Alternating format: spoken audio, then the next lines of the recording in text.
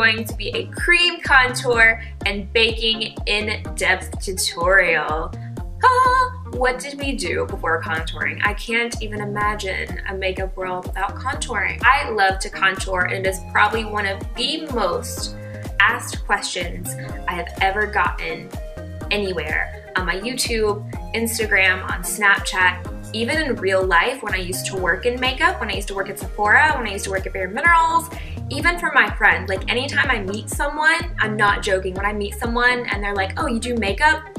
I need to learn how to contour. That's always the first question I get asked, never fails. So right here, right now, I'm gonna show you how I contour with different creams and also how I bake. I know contouring seems really complicated, but it's not, I promise. Once you get used to your face shape and how you want things to look, it's just like second nature. I believe in you. You got this. So I hope you're pumped, and if you want to see my cream contouring and baking routine, then just keep watching. So you want to start with your foundation or base first. I'm going to be taking the Makeup Forever Ultra HD foundation sticks, and I'm going to be using two different colors today.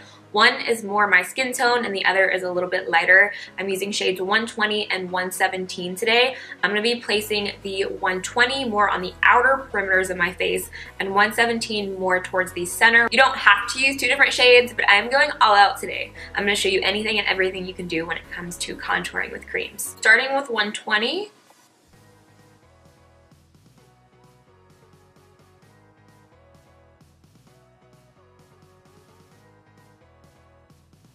Then I'm going to take 117 on the inner part.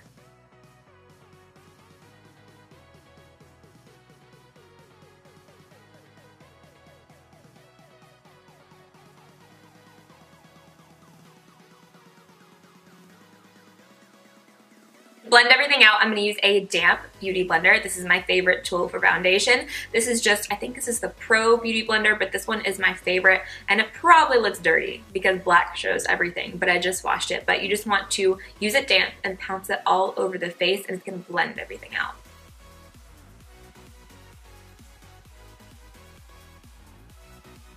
And I kind of like roll it a little bit as I do it.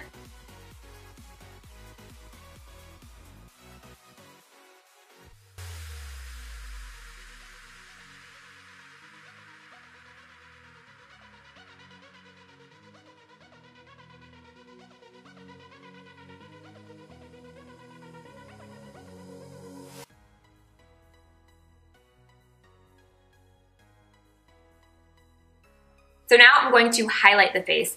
I'm going to be taking the Maybelline Instant Age Rewind Concealer in the shade Neutralizer. When you're picking a highlighting concealer, make sure it's a few shades lighter than your skin tone. So I'm going to take this underneath the eyes first in a triangle, going down the side of the nose, and then up. You don't have to worry about going all the way up to the eye because we're going to blend it upwards. And I'm going to go down the center of the nose, top of the lip. I'm also going to go around the nose because most of us tend to get hormonal redness around there. I know I do, especially during winter. And then I'm also going to go on my chin, and then right here I like to go just like in another little V. This time I'm going to take the pointed end of my beauty blender and kind of pinch it to blend everything out.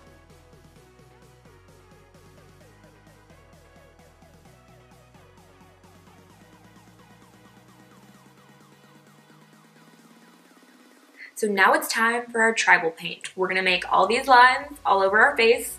Our cheekbones are gonna look amazing, and our bone structure is gonna be flawless. To contour, I'm gonna take another Makeup Forever foundation stick. This is in the shade 177. I love using foundation sticks to cream contour because I find they look the most natural because they're meant to be a foundation. So usually you can find a really good neutral tone in the line of foundation sticks, and also they blend super easy. Way easier than a lot of cream contour kits that I've tried.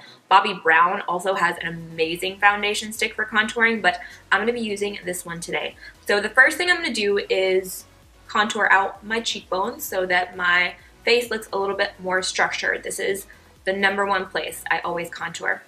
I always go from the top of my ear down. I usually stop a little bit before my nostril because I don't like to bring my contour in too far. I have really round cheeks, like baby face cheeks. I've always had big cheeks since I was a baby. If you don't have round, big cheeks and you want that kind of look, instead of going straight down like I'm gonna do, you can cup it upwards. You'll see a lot of makeup artists doing this on celebrities where they'll bring the contour and cup it to make it look like they have bigger cheeks than they actually do. And make a line to about right there. Also gonna go on the sides of my forehead and bring it down pretty low because I have a bigger forehead, and then I'll go a little bit right there, not too much. If you have a small forehead, I would just do like a thin line around the top just so everything's even. I wouldn't bring it down too low on the sides unless you want your forehead to shrink. Now I'm also going to go on the jawline right there. As far as the nose goes, that rhymes, the nose goes. It depends on your nose shape and it depends on how you want your nose to look. People ask me all the time if I've gotten a nose job. No, I just contour my nose. I have a rounder nose towards the end, so I like to kind of contour all around right this area, but anywhere you contour is going to slim the nose. So if you have a really skinny nose, I would stick to highlighting and not contouring, but if you want to slim down your nose or give it definition, then I would contour the nose. So I'm just going to take this on the sides. And also right here, kind of slim it a little bit, just like that. So now I'm gonna blend everything out, and when you're blending creams or foundations, you want to use a synthetic brush. So these three are all synthetic brushes. You don't want to use something like this. This is more of a powder brush that works better with powders because you don't want the product to be disturbed. You don't want it to soak in all the product. Real hair brushes or natural hair brushes are going to soak up a lot of that product and you're going to feel like, where did it go? I'm going to use a combination of these three brushes. I have the Morphe M404, which is a small stippling brush. Any stippling brush will do. I have the Morphe E56, which is a big synthetic brush. It's tightly packed. And then I have a smaller synthetic brush. This is the Morphe E45, so better for the nose area.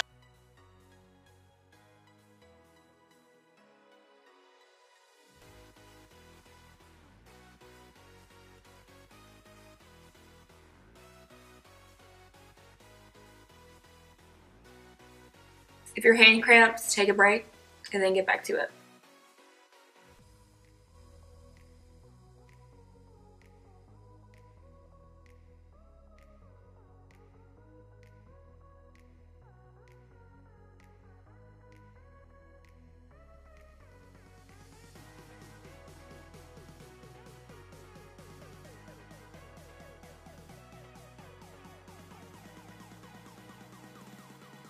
I'm going to take a little bit more foundation on this little brush to blend out the nose contour so it doesn't look muddy and it makes it look a little bit more natural.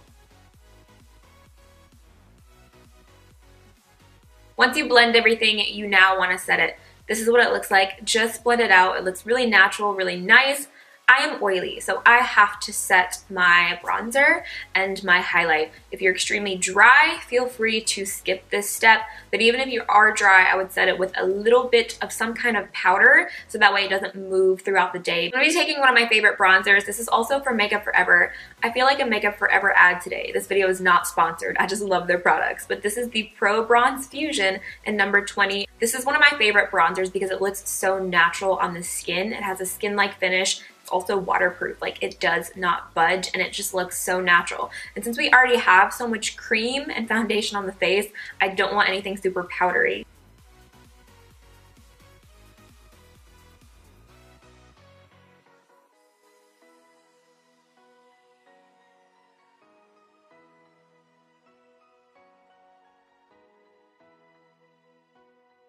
Okay, now we're gonna bake.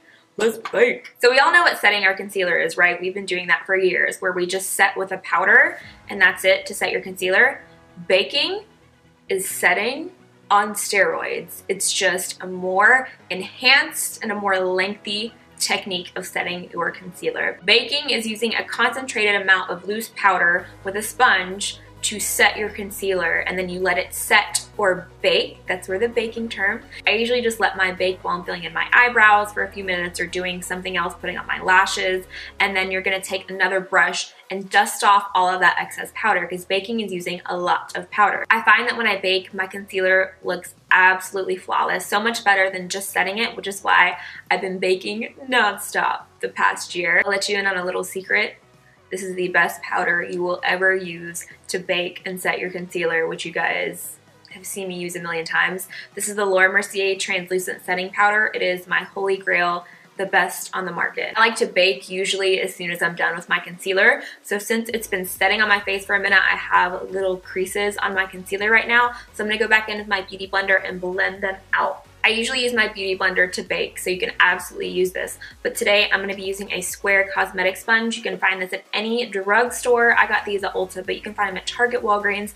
I'm gonna spray a little bit of Fix Plus on it. So I'm just picking up some powder, not dabbing off any excess, and going right underneath of the eye. Right where we applied that concealer.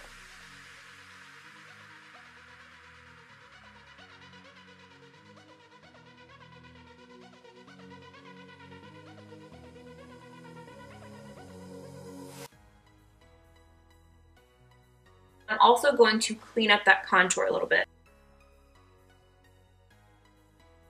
So if you ever bring your contour too far down, this is an easy way to clean it up.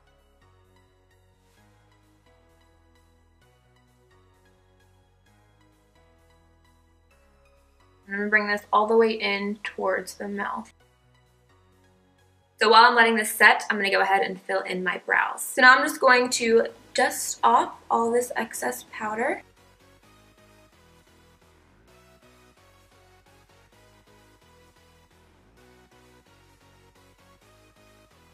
I'm going to take a little bit of NARS Orgasm Blush on this Duo Fiber brush and apply it right above that contour. And I like to keep my blush farther back. I try not to bring it too far towards the apples of my cheeks because, like I said, I have rounder cheeks. And applying blush on the apples of your cheeks will draw more attention and make them look bigger, which I don't want. So now I'm going to get my glow on. I'm taking my favorite highlighter, which is Laura Geller Gilded Honey, and I'm going to wet my brush with a little bit of Fix Plus so it's even more metallic. I go right on the top of the cheekbone and kind of cup around the eye. I love this product because of the formula. It's not overly powdery, but it packs a punch, so it just looks amazing on the skin. It doesn't look too powdery, it doesn't emphasize your pores too much.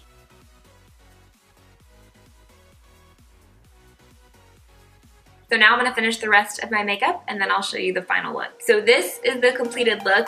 I really hope this video was helpful. Don't forget to subscribe to my channel if you haven't. It would mean the world to me. I'll also link my other social media platforms down below if you want to be friends. Snapchat, Twitter, Instagram. It's just Amanda Ensing. I'm on social media all day, so come talk to me, send me your baking faces, send in your contouring faces. I love interacting with you guys, so hit me up. Thank you guys so much for watching, and I'll catch you in my next video. Bye. I need a new intro. I feel like it's so awkward. Hey! Oh, this sounds super creepy. Oh my gosh, how many times can I say hey guys? A cream contour and bake up. Baking makeup. Oh my gosh. Oh my god. I'm so hungry, but I can't get this intro down. Amanda, get yourself together.